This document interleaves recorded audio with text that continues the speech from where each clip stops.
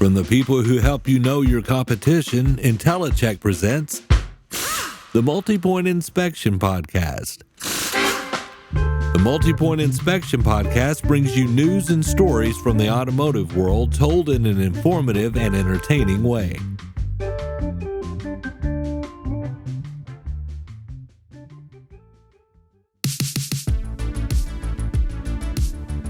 If you're a dealership who doesn't have a BDC, it's a business development center. Going into the year ahead for your BDC. To a BDC manager. When you hear the term BDC, you may or may not think of John Traver, but you should. Known as the grandfather of BDC, John Traver developed an infrastructure on handling sales BDC in 1990. He even coined and trademarked the name. Bob Gower was the general manager of a Toyota dealership 10 years strong when he became a customer of Traver. And he was so impressed with what John was doing that he left that dealership to work for Traver in 1995. There is a difference between retention and loyalty, according to Bob, and dealerships can achieve both by utilizing mobile repair and pickup and delivery.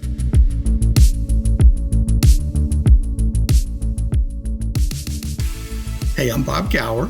I'm COO of Traver Connect, and it's great to have you with me today so we can talk a little bit about BDCs. Bob says that Traver was ahead of the curve back in 2011 with BDCs for service, and that since COVID, new challenges have presented themselves. Yeah, you know what I love about John and working with him for over 28 years is he's usually half a decade or a decade ahead of where the market is. He's just really brilliant in that area. I'm kind of the application guy, the developer, who takes those ideas and applies them at the store level to get the best return possible. Really, the strategy when you look at for service is really different. You know, if you grew up in the sales BDC consulting business, you thought that service was just an easy rollover from what we were doing in sales, but it really wasn't. So John's idea in service was, they take 7 times back in those days, 7 times more calls than sales. Today, after COVID, I've seen numbers as high as 21 times more calls back in the service than sales. So if you look at that, the strategy that worked in sales does not really work in service. So what we did, he started an outsource program where he could help stores do 2 things up front. And that was take the overflow calls at peak times and after hours that they couldn't get to. So if the phone was ringing off the hook in the service lane, which it does, even with a BDC, you really can't schedule your agents all at the same time during peak times. So you're always going to have overflow. So the first concept was to take the overflow calls and handle them offsite with a competent team that could actually take that call through a 7-step process, which included helping the customer do a better job of scheduling for the right work for the right time in the lane, and also help load the shop for the dealer. So, that was phase 1. Along with that, was stores had no one taking those calls. So, the concept was to take all the calls for service appointments off the service lane. So today, that's about 80% of the work we do today in inbound is to take all the calls off the service lane. 20% of our customers do have their own BDCs or a way to handle that in store, but they still run into a bind because the average store is missing about 400 calls. What we see about 400 calls a month. And you certainly don't want those revenue calls to go to voicemail. So we pick up those calls and we treat those customers just as though we're in the store. That's one half of that strategy. The other half is, if you take a look at inbound, and stores struggle with that, especially after COVID, because they're short-staffed.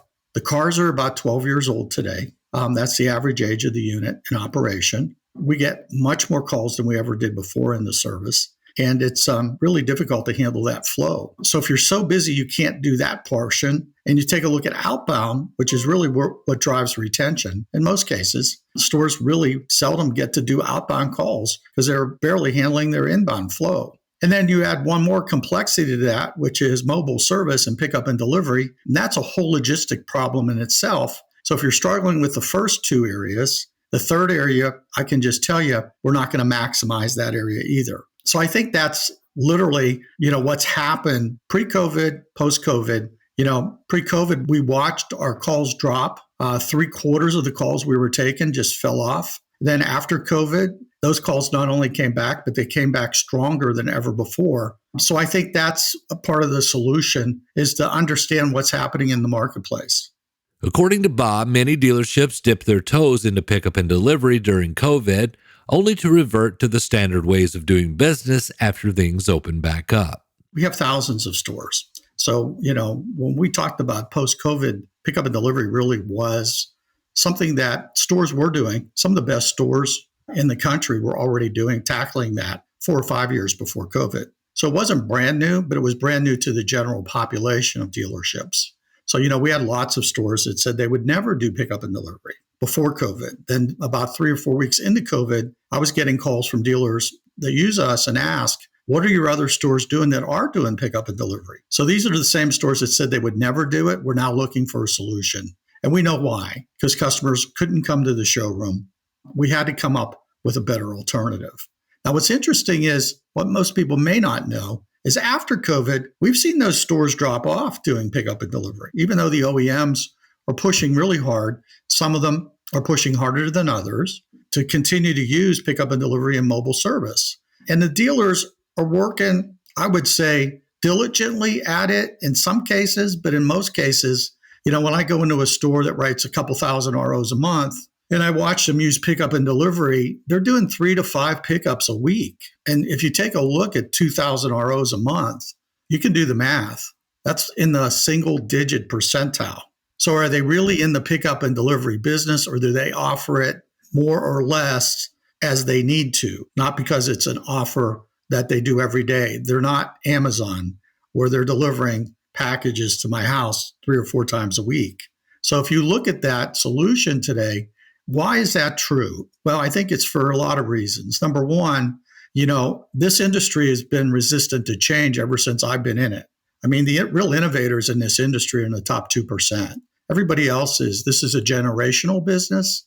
And really, we don't see a lot of innovation and change at the retail level. And I really believe that's part of the reason that we're not more advanced in some of the things we're doing for our customers, like other industries are doing. So sometimes we fall behind. And I think the second reason is it's a logistics problem. I mean, I ran a store as a general manager. I would do pickup and delivery back in 1990s for my best customers, but I wasn't able to pull that off for every customer every day. That would have been a logistic nightmare. I don't have the drivers. I don't have the tools.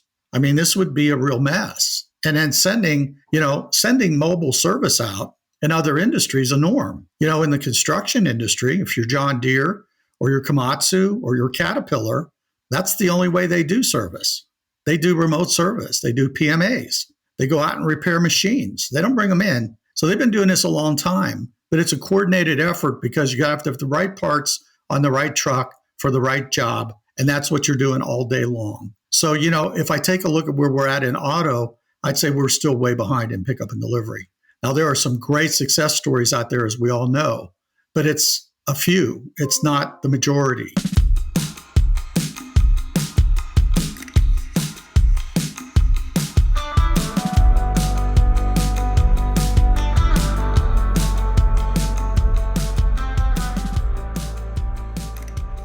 And utilizing pickup and delivery as a strategy for retention can yield more fruit than just more vehicles in the service drive. Bob explains. So there's 2 or 3 phases to making pickup and delivery or mobile service an excellent experience that is scalable. The first part of it is an outreach program. So, we connect with the dealership to see what their real needs are. What does a dealer need today? If you drive more business into the express lane and they're already overwhelmed, that's not helpful. And it actually changed the experience for the customer, might not be the best experience. So when you look at a dealership, the first part is strategy. This is a tactic. Remember, pickup and delivery is tactical. What's the strategy? The strategy behind retention should be, how do we use it in each dealership to maximize retention? So in some stores, I'll give you an example. I might have a store that has the need, maybe their biggest need is they've got customers at 12 and 18 months that haven't come back. And every OEM measures that. And some of them apply an incentive to it, and some of them don't have an incentive to it. But we all know how important that is. in the retail business to get your customer to come back, at least for the first and second visit. So there may be a strategy there. Recently, I worked with one of our stores. They have over 2,000 customers who haven't been back in 12 to 18 months.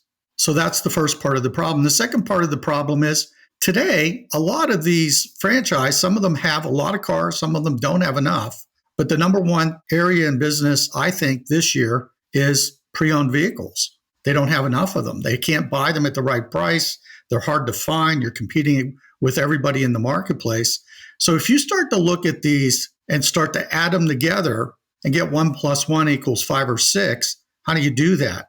Well, the first thing I would say is, in the case, every store is a little different. But in this case, if you're looking for pre-owned vehicles, to target customers that have not been back for service for a while, that are still in what would be called a certifiable program from the OEM, to reach out to them, offer pickup and delivery as a convenience to get the vehicle back into the service lane, does a couple things. Number one, we know that service RO count is down over the industry since 2019. Since COVID, it has not bounced back up. It is down. The best stores are even, and the very best stores are up a little bit. But that's a general consensus. So what's the first thing we want to do? Reach out to the customer, offer them a convenience that's really hard to say no to, and then control the fact that we can add to our RO count year over year by getting the vehicles that aren't coming in. The second thing it does is it creates a revenue stream in service because you wrote an RO. The third thing it does is you handpicked some of these vehicles that you wanted to go get, which gives you the best of the best used cars you can buy, which is from your own customer that has been in the service department, that you just service their car.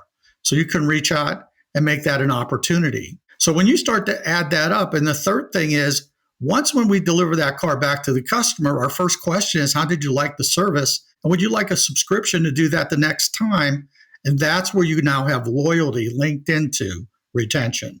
Does that hit where I think the strategy is today? If it's you need used vehicles, if you need RO count, we can solve that problem because the first part of this was to generate an RO. If you need more revenue, if you need certain times filled in the shop during the day or certain techs that aren't busy, you can use it to fill that time slot. So, we look at the most motivating thing we can offer a customer today, in my opinion, is we can either come out and service it at your place, or we can come get it and bring it back to you.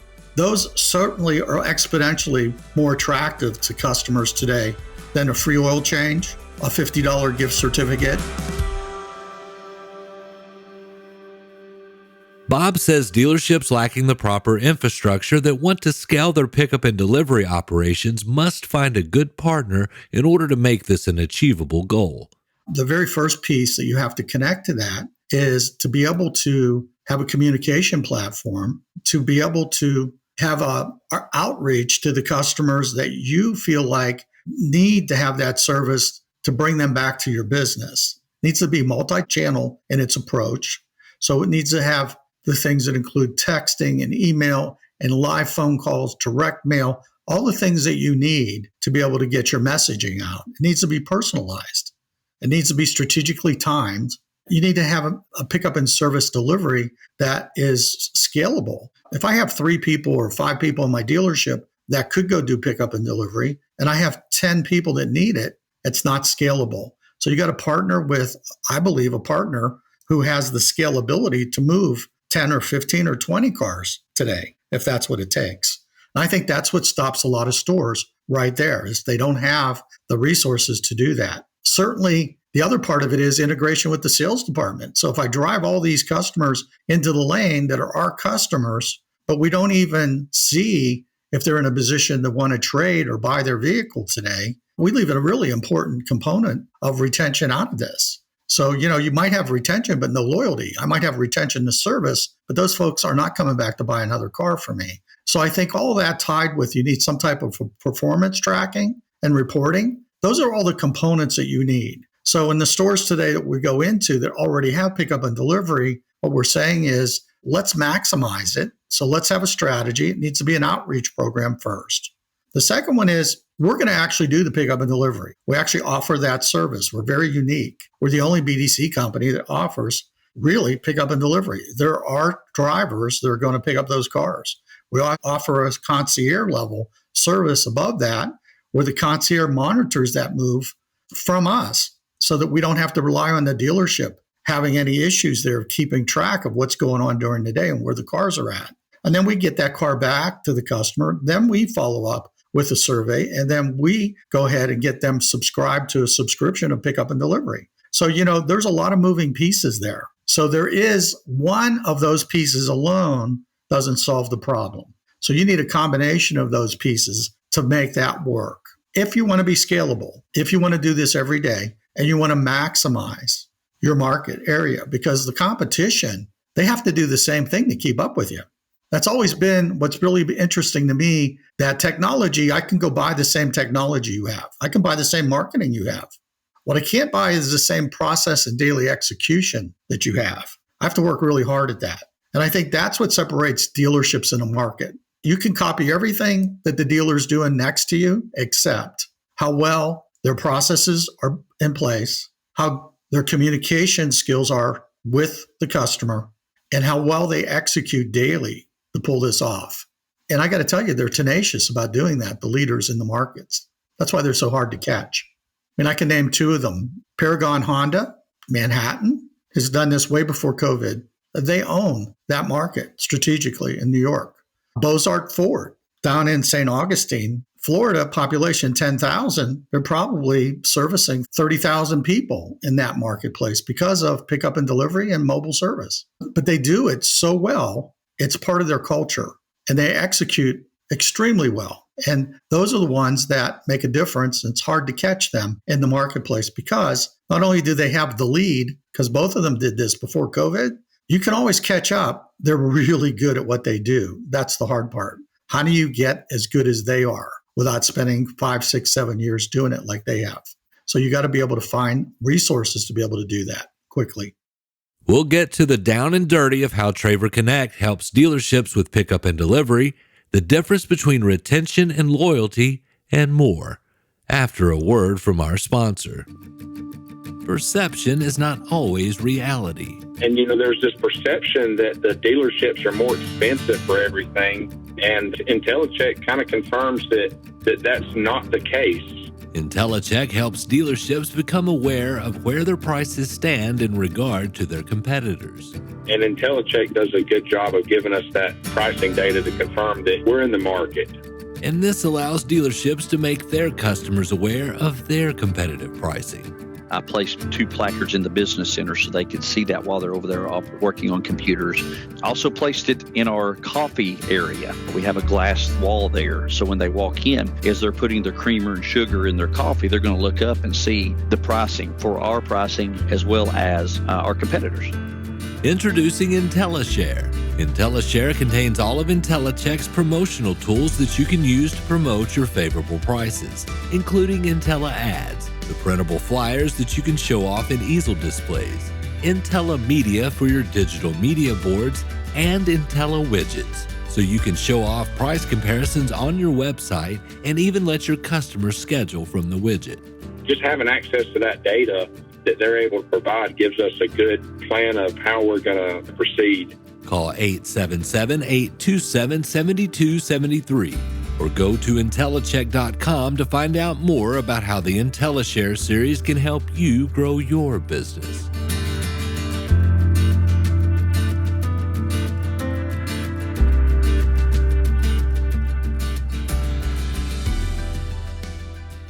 I always tell my team, why we have a distinct advantage here over stores is you got to remember, we're in a big sandbox. Most stores are just in their own sandbox. If you're a big dealer group, you might be 200 stores. The biggest dealer groups are in the 250, 270 range. We have thousands of stores. So first of all, I would say that our ability to see what's happening is a little bit broader. So we get to see more than the average dealer group would see, number one. Number two, we're making thousands and thousands of calls a day and outbound. So that's not new to us.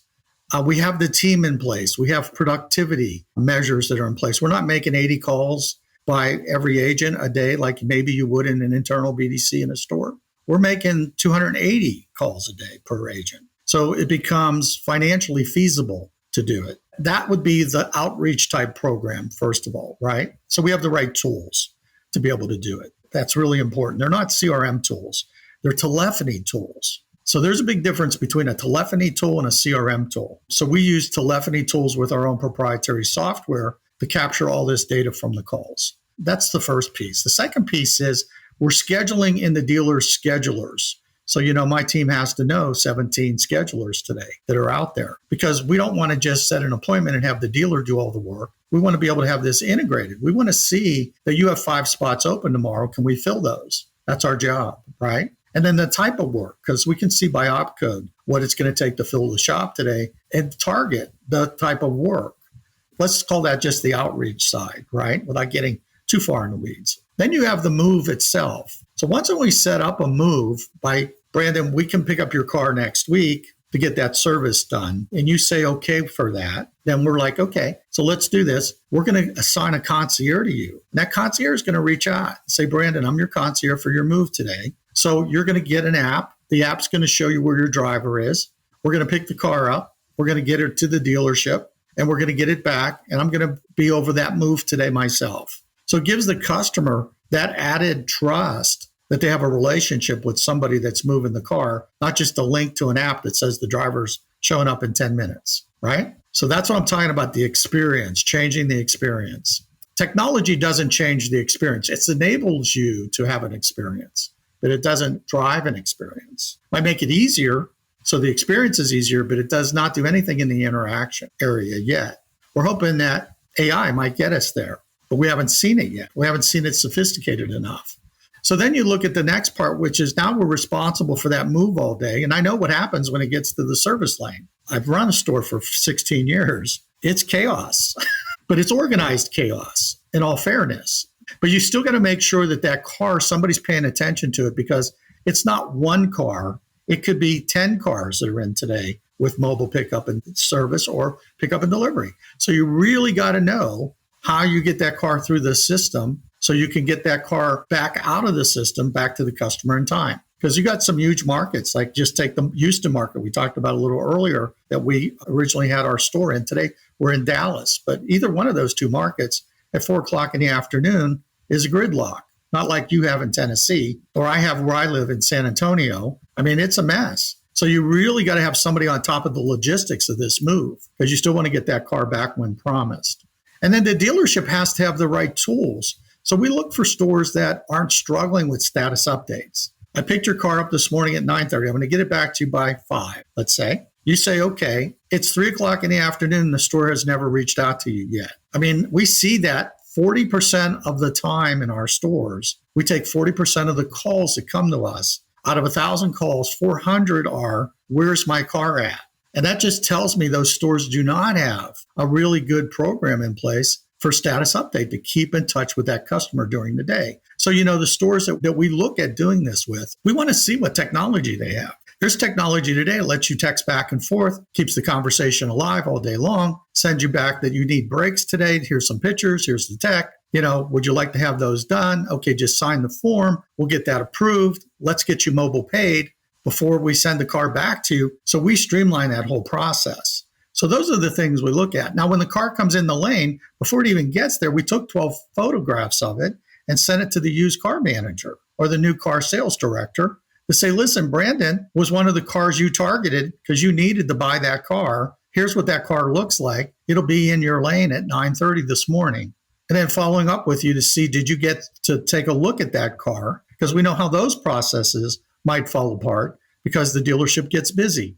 So I'm not telling anybody anything. If you worked in a dealership yourself, we can say we have this seamless process in place. But the reality is there's lots of things that interrupt that during the day. So where's your safety net? How do you make sure those processes still happen if Bobby doesn't show up for work today? Or if you got 12 cars, plus you have a lot of walk-ins today, how are you going to handle that properly? So, I think that's the second part of this is where it's tool-enabled, but also has a personality to it where we're making sure the customer feels good about the fact that they know what's going on with their car during the day. And then our job is to get the car back. Hopefully, our job is to get them a new car back instead of the car they drove in. But at the end of the day, regardless, we got a customer back their car. The experience should be notated. We need to call them up and just say, how was that move today? I picked it up. I should be the one finishing it off. So Brandon, how did that go today? Oh, everything went great. Great. Is that something you might want to do on your next appointment? We can go ahead and get you enrolled. What that tells me is it working? If 90% of the people we pick up and deliver and we don't ask that question, we don't know if pickup and delivery is actually a viable product. But if 80% of them said, heck yeah, sign me up, I loved it, that's what turns retention back to loyalty to me. Buying that car out of the lane is not retention, it's loyalty, right? So we struggle with both of those names in our industry today. The average store, retention-wise, only retains, I've heard numbers in the 20 percentile range. I've seen them at 30 percentile, retaining customers over a 7-8 year period.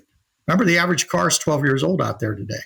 So I'm like, okay, so everybody talks about it. When are you going to do something about it is my question to the industry. We put programs in place, but are we really driving the programs? Do the programs sound good, but they're not executed well? So to me, that's where an area, if I owned the dealership today, go back to those days when I ran one, I'd be like, I'm an expert at certain things. I'm not an expert at other things. I always learned that if you want to learn how to do something well, go find somebody that's doing it well. Even if eventually you want to take that back in-house because now you've learned how it works, then that's your choice. But you need to get started somewhere. Bob says that even though dealerships are making great strides in using technology to help with the customer experience, they should still keep an eye on customers defecting to the independents. We allow them to steal our customer. And there's a reason for that. If I set an appointment with my local dealership here, I'm going to drive.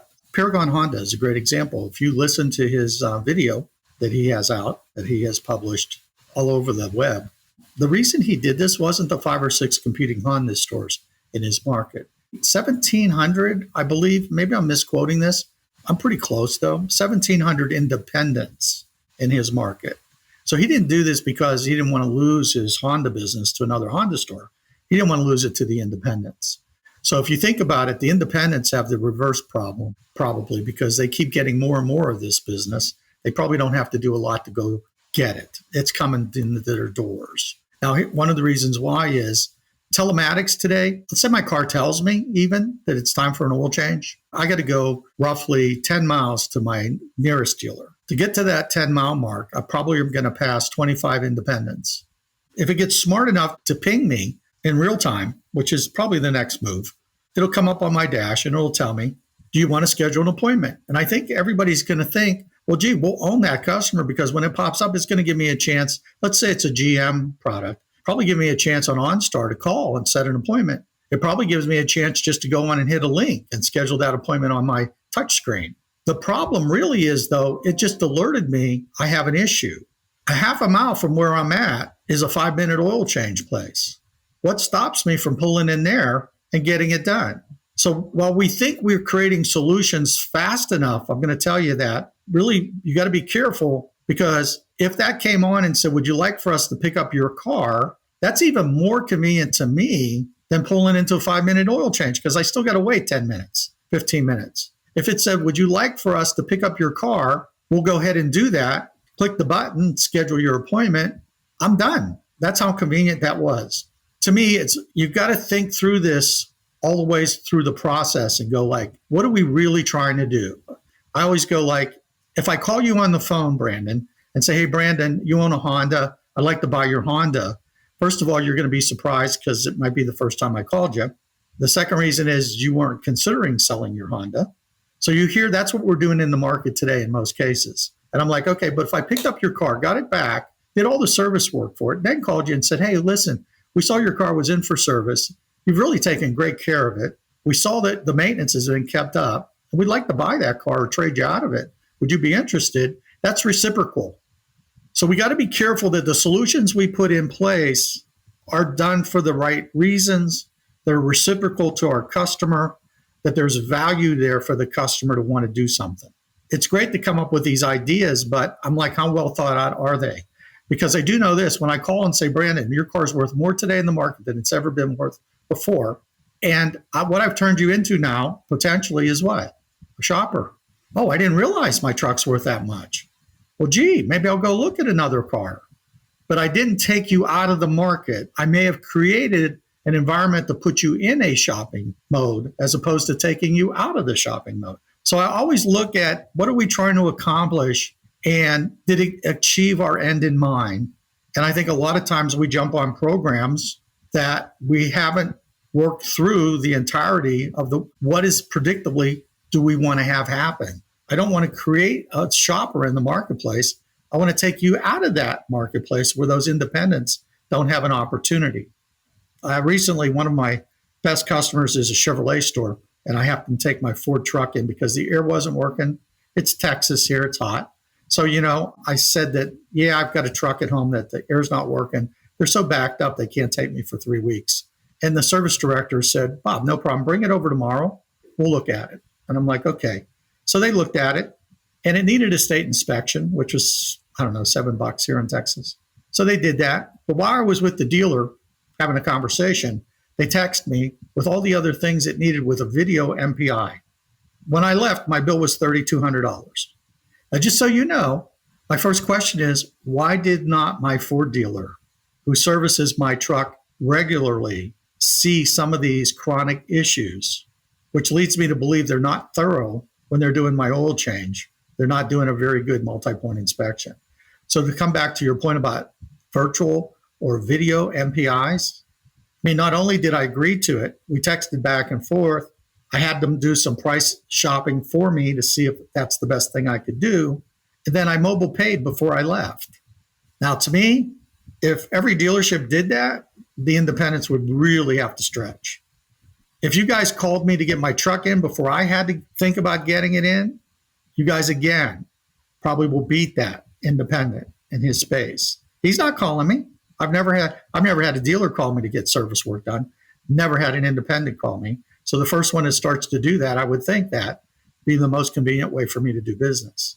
Now, remember, I've been doing this 44 years, and nobody has ever called me to get my truck or car serviced in 44 years.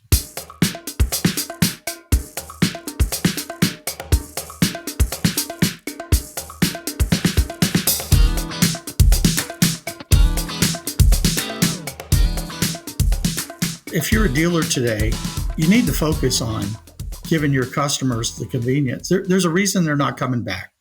You have loyal customers that will always come back to you. You have certain maintenances that we see that you'll come back religiously for. There are some maintenances that you may pass on. But at the end of the day, most retention numbers are so low that you're looking at in a 12-month window, the average retention to be probably at benchmark is 85 to 86%. At 96 months, it's about in the 40s. So the real question is, how are you going to impact that?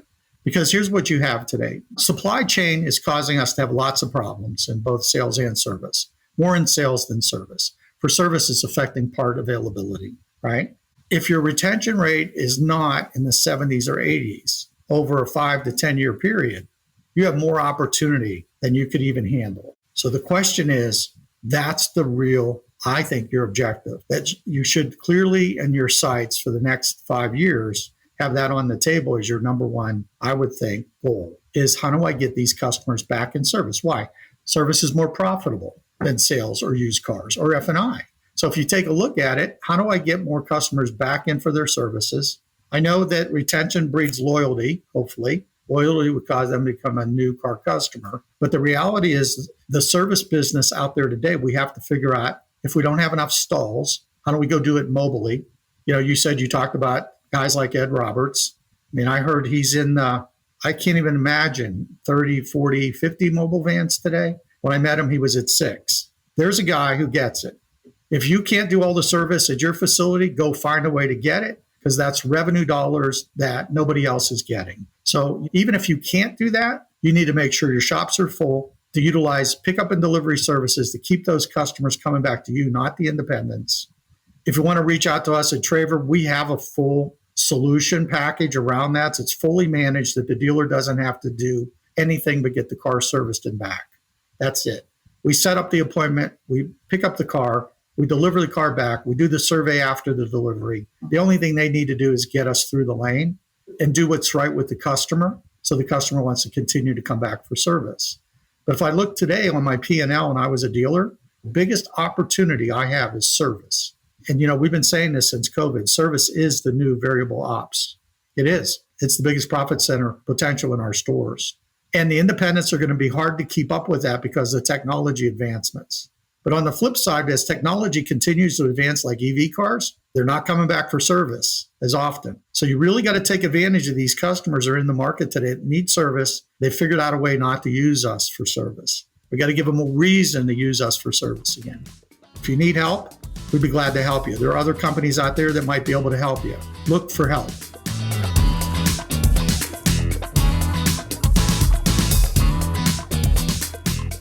I'd like to thank Bob Gower with Traver Connect for an amazing interview.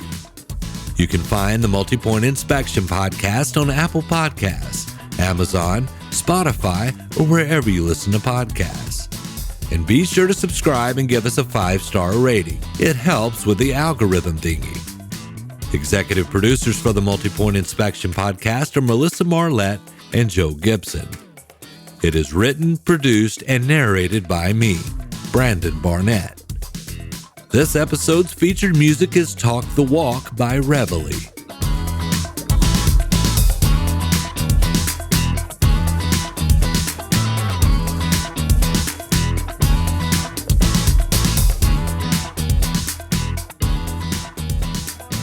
InteliChek. Know your competition.